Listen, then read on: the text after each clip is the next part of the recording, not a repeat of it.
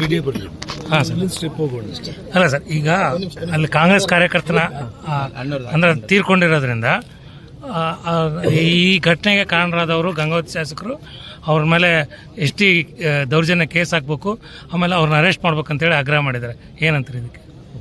ನೋಡಿ, ನಮ್ಮ ಮನೆ ಹತ್ರ ಬಂದು ನಮ್ಮ ಮೇಲೆ ಮನೆ ಮೇಲೇನೆ ಗಲಾಟೆ ಮಾಡಿ ನಮ್ಮನ್ನೇ ಇದು ಮಾಡಿಬಿಟ್ಟು ಇಲ್ಲೇ ಅವರೇ ಫೈರ್ ಮಾಡಿಬಿಟ್ಟು ಮಾಡಿರೋಂಥದ್ದು ಇಡೀ ಎಲ್ಲ ಮೀಡಿಯಾನೇ ಸಾಕ್ಷಿ. ನೀವು ಬೇರೆ ಯಾರೂ ಬೇಕಾಗಿಲ್ಲ ಇದಕ್ಕೆಲ್ಲದೂ ಕೂಡ ನಾನು ಕೇರ್ ಮಾಡೋನಲ್ಲ. ನಾನು ಇವತ್ತು ಪೊಲೀಸರು ಮನಸ್ಸಾಕ್ಷಿ ಅನ್ನೋದಿದ್ರೆ ಕಾನೂನು ಕಾಪಾಡುವಂಥ ದೃಷ್ಟಿಯಲ್ಲಿ ನಾರಾ ಭರತ್ ರೆಡ್ಡಿಯನ್ನು, ಅವ್ರ ತಂದೆ ನಾರಾ ಸೂರ್ಯನಾರಾಯಣ ರೆಡ್ಡಿ ಅವ್ರನ್ನ ತಕ್ಷಣ ಬಂಧನ ಮಾಡಿ ಇವತ್ತು ಕಾಂಗ್ರೆಸ್ ಸರ್ಕಾರ ಪ್ರಾಮಾಣಿಕವಾಗಿ ಪಕ್ಷಾತೀತವಾಗಿ ಈ ರೀತಿ ಏನು ನಮ್ಮ ರಾಮ್ಲೂರ್ ಹೇಳಿದಾಗೆ ಸಿನಿಮಾ ಸ್ಟೈಲ್ ರಾಜಕಾರಣಿಗಳಿಗೆ ಮತ್ತು ಏನು ಜನಪ್ರೀತಿ ಕಳ್ಕೊಂಡ್ಬಿಟ್ಟು ಇಂಥ ಒಂದು ದಬ್ಬಾಳಿಕೆಗಳ ಮೂಲಕ ನಮ್ಮ ಇಡೀ ಹಿಂಬಾಲಿಕರನ್ನ ಜನಾರ್ದನ್ ರೆಡ್ಡಿ ಅವ್ರ ಮನೆಗೆ ಹೋಗ್ಬಿಟ್ಟು ಅವ್ರ ಮನೆಗೆ ರೋಡ್ಗೆ ಚೇರ್ಗಳು ಹಾಕೊಂಡು ಕುತ್ಕೊಂಡ್ಬಿಟ್ಟು ಬ್ಯಾನರ್ ಕಟ್ಟಿ ಅಲ್ಲೇ ಅವ್ರ ಮನೆ ಮೇಲೆ ದಬ್ಬಾಳಿಕೆ ಮಾಡಿ ಬರ್ತೀವಿ ಅಂತಂದ್ರೆ ಇಡೀ ನಗರದ ಜನರನ್ನ, ವ್ಯಾಪಾರಸ್ಥರನ್ನ ಹೆದರಿಸಿ